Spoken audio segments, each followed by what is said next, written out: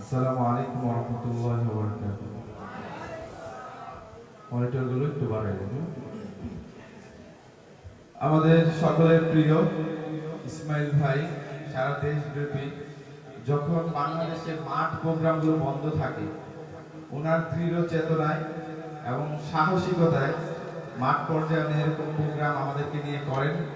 এই জন্য কলরবের পক্ষ থেকে, আমার ব্যক্তিগত পক্ষ থেকে ওনাকে অনেক অনেক ধন্যবাদ। রাজশাহীতে আজাদ ভাই মৃত্যুর পরেই আমরা বেশ কয়েকবার প্রোগ্রামের দাওয়াত ইনভাইট পেয়েছি, কিন্তু সময় স্বল্পতা বিভিন্ন কারণে আসা হয়নি। আমার কাছে মনে হচ্ছে আজাদ ভাই পরবর্তীতে এত বড় আয়োজন রাজশাহীতে প্রথম। কি বলেন আপনারা?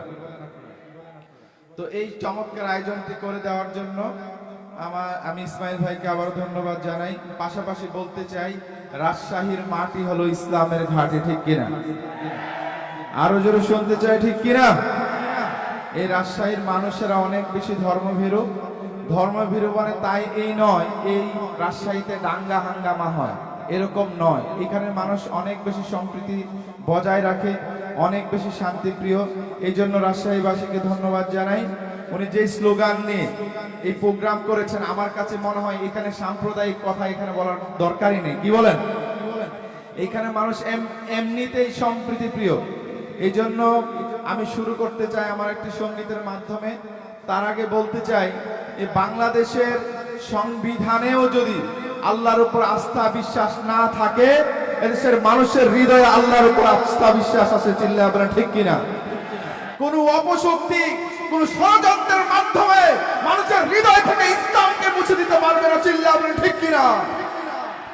নাস্তিকতা নিপাত দিন ইসলাম জিন্দাবাদ, নাস্তিকতা নিপাত দিন ইসলাম জিন্দাবাদ, কোটি প্রাণীর একই আওয়াজ। ক্ষুধাদ্রোহী ছাড় পাবে না, এই বাংলায় ঠাঁই হবে না, মুসলমানরা জেগেছে আজ। নাস্তিকতা নিপাত দিন ইসলাম জিন্দাবাদ, নাস্তিকতা নিপাত দিন ইসলাম জিন্দাবাদ, কোটি প্রাণীর একই আওয়াজ। ক্ষুধাদ্রোহী ছাড় পাবে না, এই বাংলায় ঠাঁই হবে না, মুসলমানরা জেগেছে আজ। ও দুর্গনামের সামনে চলো, বজ্রকণ্ঠে আওয়াজ তুলো, সবাই মিলে একই তালে দাও না স্লোগান, নারায়ে তাকবীর। একসাথে হতে হবে, স্লোগানটা এমন ভাবে দিতে হবে যেন আকাশ বাতাস প্রকম্পিত হয়ে যায়। রাজি আছেন সবাই? নারায়ে তাকবীর, দিন ইসলাম জিন্দাবাদ জিন্দাবাদ। ইসলামের জন্য দেশের হয়েছে জন্ম, ইসলামের বিরুদ্ধে গেলে দেশ হবে ভিন্ন। ইসলামের জন্য দেশের হয়েছে জন্ম, ইসলামের বিরুদ্ধে গেলে দেশ হবে ভিন্ন। ইসলামের বিরুদ্ধে যারা নিয়েছে অবস্থান, এই বাংলায় ঠাঁই হবে না, যাও ভিন্ন স্থান। ও জোর কদমের সামনে চলো, বজ্রকণ্ঠে আওয়াজ তোলো, সবাই মিলে একই তালে দাও না স্লোগান, নারায়ে তাকবীর, নারায়ে তাকবীর, দিন ইসলাম দিন ইসলাম। এবার একটু পরীক্ষা করে ফেলি, ঠিক আছে? মোটামুটি সারা রাত জেগে না ঘুমিয়ে আজকের এখানে আসা আপনাদের ভালোবাসার সামনে, ভালোবাসার টানে একটু পরীক্ষা করব, দেখবো কোন পাশের ভাইদের গলার জোর বেশি, ইমানের জোর বেশি এবং কণ্ঠের জোর বেশি। ঠিক আছে? প্রথমে বাম পাশ, তারপর ডান পাশ। প্রস্তুত বাম পাশের ভাইরা? নারায়ে তাকবীর। মোটামুটি এই পাশের মানুষগুলো চুপ ছিল, ওনারা কোনো পাশেই পড়েনি, তাই না? আমি বলেছিলাম এইখান থেকে বাম পাশ, এখান থেকে ডান পাশ। আরেকবার সুযোগ দিতে চাই, তার আগে ডান পাশের ভাইয়েরা একবার মারহাবা বলেন ওনাদের জন্য। এত কৃপণ হলে চলবে? আরো জোরে বলেন, আরো জোরে বলেন। মারহাবার আওয়াজ শুনতে পেয়েছেন?